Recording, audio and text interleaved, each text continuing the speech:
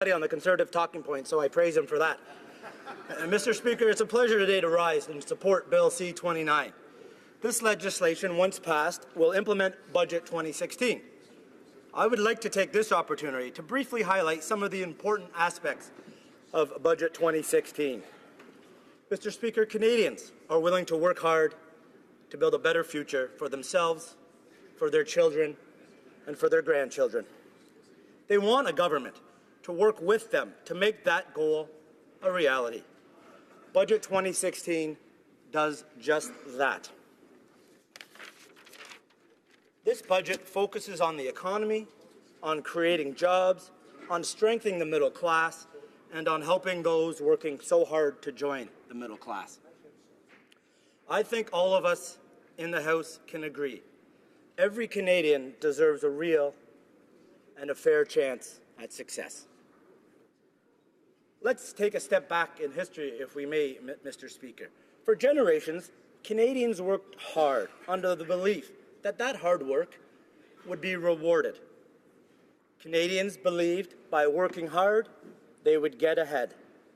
Canadians believed that their children and grandchildren would have, if not a better opportunity, at least the same opportunity that they had. That, Mr. Speaker, was the Canadian dream. That, Mr. Speaker, was the promise of what it meant to be lucky and fortunate and blessed enough, Mr. Speaker, to be born or to live in Canada. Back in the 60s, the 70s, the 80s, our society was marked by optimism, by decades of economic growth, by scientific discovery, and by nation-building projects that made Canada so much more than the sum of its parts. However, Mr. Speaker, over the past 30 years, median wages have barely risen. Meanwhile, the cost of living has continued to rise. Increases in food prices, increases in childcare costs, increases in tuition, all these things are making it harder and harder for the Canadian family and Canadians to feel like they're getting ahead. Canadians were working harder and harder, yet feeling like it wasn't worth it, Mr. Speaker. They were concerned about the ability to pay for their children's education, concerned, Mr. Speaker, about the ability to care for elderly parents. Mr. Speaker, frankly, they were concerned about their own retirement. Canadians were asking themselves, Mr. Speaker, sadly, is the Canadian dream dead? Budget 2016 is an answer to these real and legitimate concerns of too many Canadians. It is an answer for shifting global economic forces. Most importantly, Mr. Speaker, it is a long-term plan for growth. In particular, it is a plan for inclusive growth. Canada is well positioned because we have the lowest debt to GDP ratio of all G7 countries. Couple this with the fact that interest rates are very low. Now is the time to make strategic investments in things like better roads, better transit, broadband internet, better infrastructure, affordable housing, and clean technology. These investments will grow the economy today, for tomorrow, and well into the future. It also, Mr. Speaker, builds communities. It is an investment in communities, and it is a key investment in Canadians. The only way, Mr. Speaker, for Canada to move forward is to ensure that our growth is inclusive. Our growth should leave no one behind. Fairness is a key attribute of what it means to be Canadian. We now see globally what happens when large segments of populations feel left out, feel left behind, feel like no one is speaking for them. Mr. Speaker, we can't go down the road where growth only works for a few. It makes bad economic policy, and quite frankly, it makes dangerous social policy. Canadians are better than that, and we must always remain vigilant towards that end. Of course, Canada's economy is intertwined with the global economy, but Canada must use its fiscal policy to deliver stronger economic growth.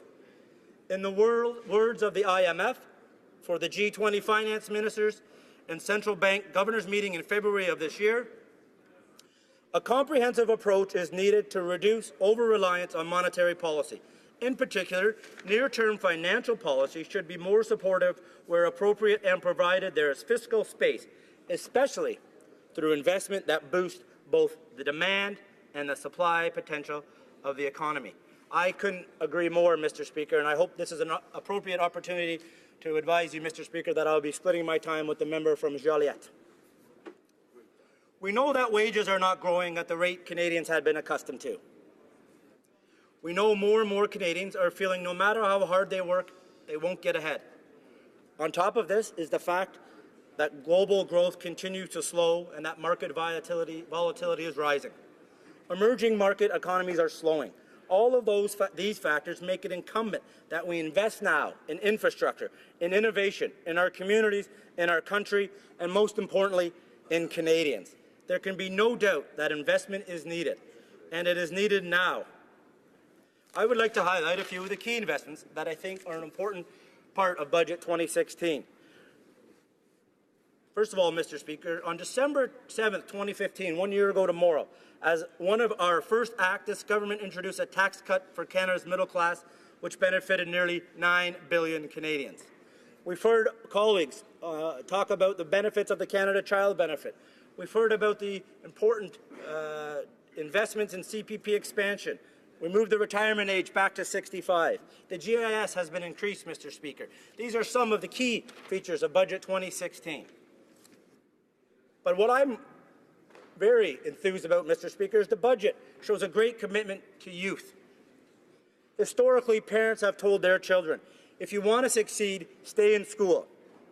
Go to university, go to college, become an apprentice. Unfortunately, this is becoming to seem more and more out of reach to too many of our young people. It's harder to save for education, harder to pay back loans. Well, the reforms, Mr. Speaker, to the Canada Student Loans Program will make post-secondary education more affordable and attainable. Budget 2016 helps the youth in Canada, which is, I think, everyone can agree, an important component of our society. Every student who qualifies deserves the right to go to university or to college or to train in the skill of their choice, Mr. Speaker. The inability to pay for that should not be an obstacle. It should not be a closed door to the great young Canadians of today so they can continue to contribute to Canada well into the future. I think everybody in this House agrees with that, Mr. Speaker. Under this plan, nearly 250,000 low-income students will benefit and nearly 100,000 middle-income students will benefit. It's an investment of $1.5 billion over 5 years. What's more, Mr. Speaker, Budget 2016 will also make student debt more manageable. Students will not have to pay back student loans until they earn more than $25,000 a year. This, Mr. Speaker, I suggest is welcome relief. Youth also need valuable work experience.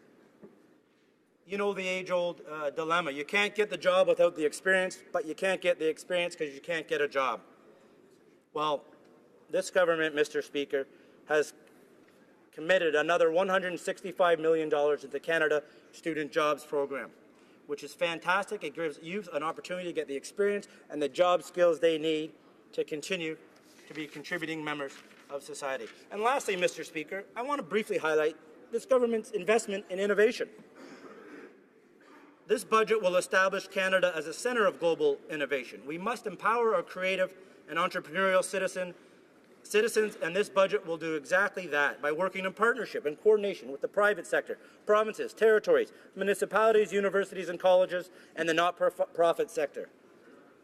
This plan will see move innovative companies from startup to commercialization to global success, Mr. Speaker.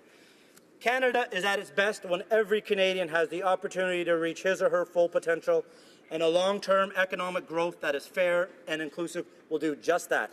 It is imperative that this House support Bill C-29 and create a strong, inclusive economy for today, for tomorrow, and well into the future. Thank you, Mr. Speaker.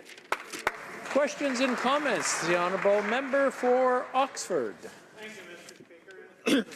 We can all get up in this House and read speeches that have been prepared by staff members or somebody at another level, but today I received a letter from a hard-working family person in my riding.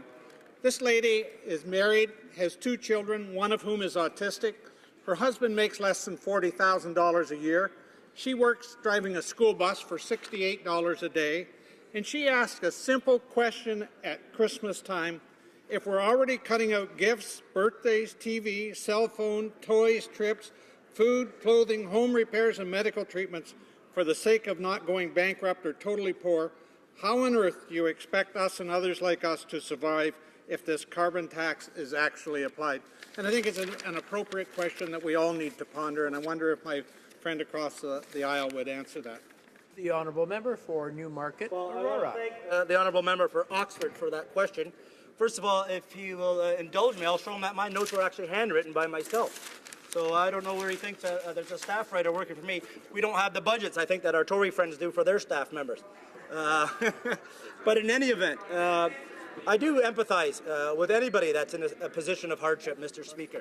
But, you know, to characterize something as a carbon tax that is not doing that person any justice. We all know it's a revenue-neutral plan. Just because people keep calling something a carbon tax doesn't make it a carbon tax. But there's many programming available to help any of his constituents that may need it, and I'm sure he serves all his constituents well in trying to help them out. Thank you, Mr. Speaker. Questions and comments. Honourable député de Sherbrooke. The honourable member for Sherbrooke. Thank you, Mr. Speaker. And my Liberal colleague, has certainly perhaps perfected the Liberal talking points in his speech today. And I was wondering if he could, for the benefit of this House, tell us specifically in the Liberal platform where they mentioned privatizing our infrastructure, because what we see in the budget is recycling assets. So consumers have already paid their taxes, Canadians have paid their taxes for this infrastructure, but now they're going to be resold to these to this infrastructure bank. So can he refer to where this was mentioned in the Liberal platform? Where was privatization mentioned, where private interests could become owners of Canadian infrastructure that is now public? Market, Aurora. Monsieur le Président. Thank you, Mr. Speaker. And I'd like to thank the member for Sherbrooke for his question.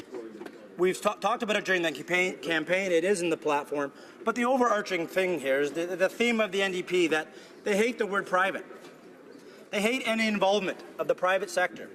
Mr. Speaker, we on this side of the House think if the private sector can be leveraged with government money, with public funds to make life better for Canadians, then why wouldn't we as a government leverage that potential? Why would we not take advantage of being able to deliver more services, more infrastructure, and a better life for all Canadians, Mr. Speaker? I don't share the member opposite or his party colleagues' fear of the private sector. And I think, Mr. Speaker, that's why we'll always have to agree to disagree on this point, Mr. Speaker. But I, for one, am proud that we're able to leverage private money if the case is appropriate, and to get things built for Canadians, Mr. Speaker. That's what Canadians demand. That's what Canadians want, and that's what Canadians deserve, Mr. Speaker.